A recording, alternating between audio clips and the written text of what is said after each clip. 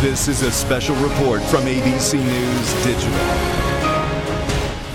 I'm Dan Klepler in New York with this ABC News Digital special report. Anti-government protests in Ukraine have spread to the second city, Lviv.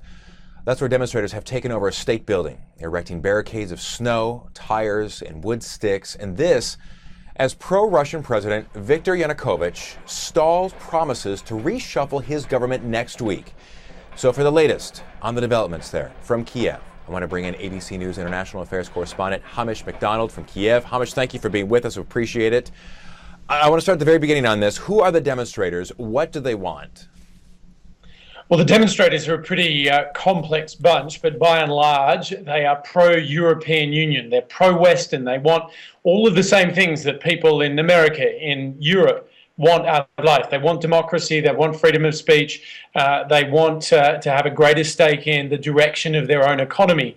And the current president looked to be negotiating all sorts of things in that direction, moving this country closer towards Europe. And then at the last minute, he changed his mind and he effectively sided with Vladimir Putin in Russia. He signed up to a whole host of deals, trade deals, energy deals, trade concessions with Russia that made the community, or at least large parts of it, unhappy. As this has evolved, the protest group has become more complicated, as is always the case. There's now some far-right groups involved that have very different desires. But by and large, these are pro-European demonstrators who want their president to continue on the path that he had been on, which was moving closer towards Europe. Hamish, let me ask you this. The government, though, is not without its supporters, mostly in the East. What would they lose, then, if Ukraine signed the European Union deal?